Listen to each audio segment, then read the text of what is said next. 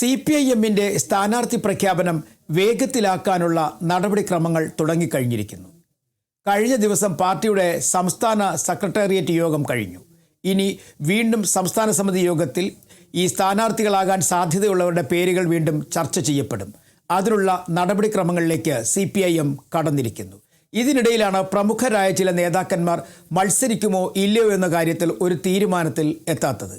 പുറത്ത് KK Shailaja teacher അല്ലെങ്കിൽ AN Shamseer തുടങ്ങിയ നേതാക്കന്മാർക്കൊന്നും സീറ്റ് കിട്ടിയിട്ടില്ല, അവർ മത്സരിക്കാൻ സാധ്യത കുറവാണ് എന്നൊക്കെ പറയുന്നുണ്ടെങ്കിലും അന്തിമ തീരുമാനമെടുക്കേണ്ടത് പാർട്ടി സംസ്ഥാന സമിതിയാണ്.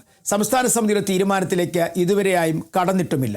എന്നാൽ കണ്ണൂർ ഘടകം തയ്യാറാക്കി നൽകിയ ലിസ്റ്റിൽ ഇരുവരുടെയും പേര് ഇല്ല എന്നുള്ളതാണ് ഏറ്റവും പ്രധാനപ്പെട്ട കാര്യം. തലശ്ശേരിയിൽ AN ഷംസീറിന് പകരം കാരായി രാജൻ മത്സരിക്കും എന്ന് ആണ് ആ ഘടകം നൽകിയിരിക്കുന്ന ഈ സ്ഥാനാർത്ഥികളുടെ പട്ടികയിൽ ഉള്ളത്. എന്തായാലും വരും ദിവസങ്ങളിലൊക്കെ തന്നെ ഇതുമായി ബന്ധപ്പെട്ട ചർച്ചകൾ നടക്കും എന്നുള്ളത് ഏകദേശം ഉറപ്പായി കഴിഞ്ഞിരിക്കുന്നു. ഒപ്പം പാർട്ടിയുടെ ജില്ലാ സെക്രട്ടറിമാരിൽ ചിലർ മത്സരിക്കുന്ന കാര്യത്തിലാണ് അന്തിമ തീരുമാനത്തിലേക്ക് എത്തിച്ചേരേണ്ടത്. പ്രധാനമായും 3 പേരുടെ പേരുകളാണ് ഇപ്പോൾ മത്സരിക്കുന്നതിന് വേണ്ടി തീരുമാനിച്ചിരിക്കുന്നത്. ഒന്ന് തിരുവനന്തപുരം ജില്ലാ സെക്രട്ടറി V. ജോയ്, ഒപ്പം ആലപ്പുഴ ജില്ലാ സെക്രട്ടറി നാസർ, അതുകൂടാതെ കാസർഗോഡ് ജില്ലാ സെക്രട്ടറി M. രാജഗോപാലൻ. ഈ 3 പേരും ജില്ലാ സെക്രട്ടറിമാരാണ്. ഇവർ മത്സരരംഗത്തുണ്ടാകുമോ ഇല്ലയോ എന്നുള്ള കാര്യത്തിൽ ഒരു അന്തിമ തീരുമാനത്തിലേക്ക് ഇതുവരെയായും പാർട്ടി കടന്നിട്ടില്ല. എന്തായാലും V. ജോയ് മത്സരിക്കും എന്നുള്ളത് ഉറപ്പാണ്. പകരം ആരെ സെക്രട്ടറി സ്ഥാനം ഏൽപ്പിക്കണം എന്നുള്ളതിലാണ് ഇനി പാർട്ടി തീരുമാനം എടുക്കേണ്ടത്. തിരുവനന്തപുരം ജില്ലയിൽ 10 CPIM MLA-മാരാണുള്ളത്. ആ 10 പേരെയും മത്സരിപ്പിക്കാനാണ് ഇപ്പോൾ പാർട്ടിയുടെ തീരുമാനം. അതിൽ പ്രധാനി V. ജോയ് തന്നെ. കാരണം സിറ്റിംഗ് MLA-മാർ മത്സരിക്കുന്ന എല്ലാ സീറ്റുകളും 3ാം വട്ടവും നിലനിർത്താൻ കഴിയും എന്നുള്ള പ്രതീക്ഷയാണ് CPIM-നുള്ളത്. അതുകൊണ്ട് തന്നെ ഈ നേതാക്കന്മാരെല്ലാം തന്നെ മത്സരിക്കും എന്നുള്ളത് ഉറപ്പാണ്.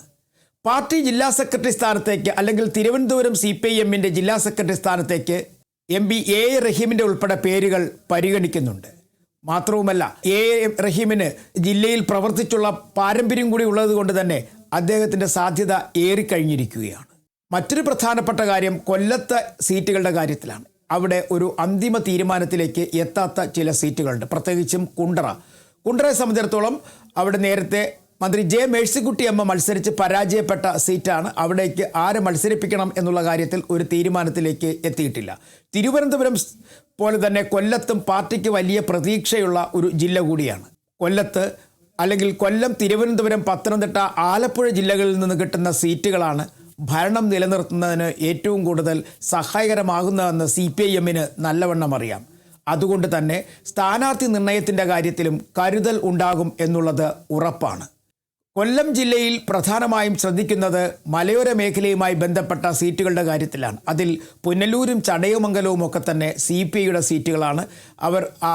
അവരുടെ മീറ്റിങ്ങുകളും പ്രത്യേകിച്ചും ജില്ലാ കൗൺസിൽ യോഗങ്ങളും സംസ്ഥാന കൗൺസിൽ യോഗങ്ങളും ഒക്കെ ചേർന്നതിന് ശേഷമായിരിക്കും സ്ഥാനാർത്ഥിയുമായി ബന്ധപ്പെട്ട കാര്യങ്ങളിലേക്ക് കടക്കുക. ടേം വ്യവസ്ഥ അവർ നടപ്പിലാക്കുമോ എന്നുള്ള കാര്യത്തിൽ ഇതുവരെയായും ഒരു അന്തിമ തീരുമാനത്തിലേക്ക് എത്തിയിട്ടില്ല. എറണാകുളത്തും തൃശ്ശൂരുമൊക്കെ പാർട്ടി ജില്ലാ ഘടകങ്ങൾ അവരുടെ സ്ഥാനാർത്ഥിമാരുടെ ലിസ്റ്റ് നൽകി കഴിഞ്ഞിരിക്കുന്നു. MP രാജേഷും P. രാജീവുമൊക്കെ മന്ത്രിമാരായ ഇരുവരും മത്സരരംഗത്തുണ്ടാകും എന്നുള്ളത് ഏകദേശം ഉറപ്പായി. P. രാജീവ് എറണാകുളത്തു നിന്നും MP രാജേഷ് പാലക്കാട്ട് നിന്നും ജനവിധി തേടും. ഇങ്ങനെ ഒട്ടുമിക്ക മന്ത്രിമാരും മത്സരരംഗത്തെത്തും എന്നുള്ളത് ഏകദേശം ധാരണയായി കഴിഞ്ഞിരിക്കുന്നു. അതുകൊണ്ട് തന്നെയാണ് പാർട്ടി കൃത്യമായും പറയുന്നത് മാർച്ച് ആദ്യവാരത്തോടു കൂടി തന്നെ അല്ലെങ്കിൽ മാർച്ച് 8-ന് മുമ്പ് തന്നെ ആദ്യത്തെ സ്ഥാനാർത്ഥി പ്രഖ്യാപനം ഉണ്ടാകും എന്ന് പറയുന്നത്. കാരണം LDF-ഉമായുള്ള ചർച്ചകൾക്ക് ഇനി വളരെ കുറച്ച് ദിവസങ്ങൾ മാത്രമേ ഉള്ളൂ. ഇടതുമുന്നണി ചർച്ചയിൽ പ്രധാനമായും സീറ്റുകൾ മറ്റ് ഘടകകക്ഷികളുടെ സീറ്റ് ഏറ്റെടുക്കത്തില്ല എന്ന് പാർട്ടി സംസ്ഥാന സെക്രട്ടറി തന്നെ പറഞ്ഞിരിക്കുന്നു. അവർക്ക് മത്സരിക്കാനുള്ള അവസരം നൽകുമെന്ന്. മധ്യ കേരളത്തിലെ പ്രഥമ കക്ഷിയാണ് കേരള കോൺഗ്രസ് എം. അവർക്കുള്ള മുഴുവൻ സീറ്റുകളിലും അവർ മത്സരിക്കും എന്നുള്ളത് ഇതോടുകൂടി ഏകദേശം ഉറപ്പായി കഴിഞ്ഞിരിക്കുന്നു. പക്ഷേ കേരള കോൺഗ്രസ് എം ഇതുവരെയായും സീറ്റ് ചർച്ചയിലേക്ക് കടന്നിട്ടില്ല. പ്രത്യേകിച്ചും ജോസ് കെ മാണി മത്സരിക്കുമോ ഇല്ലയോ എന്നുള്ളതൊക്കെ കുറച്ച് നാൾ മുമ്പ് വലിയ ചർച്ചയായി മാറുകയും ചെയ്തിരുന്നു. അപ്പോൾ മധ്യ കേരളത്തിലെ സ്ഥാനാർത്ഥി നിർണയം ഘടകകക്ഷികളിലേക്ക് നീങ്ങിക്കഴിഞ്ഞിരിക്കുന്നു. ഇനി CPIM-ന്റെ സ്ഥാനാർത്ഥി നിർണയം വേഗത്തിലാകും. അതോടുകൂടി മാർച്ച് 8 തന്നെ CPIM അവരുടെ സ്ഥാനാർത്ഥികളെ പ്രഖ്യാപിച്ചുകൊണ്ട് പ്രചരണ രംഗത്തേക്ക് എത്തും എന്നുള്ളത് ഏകദേശം ഉറപ്പായിട്ടുണ്ട്.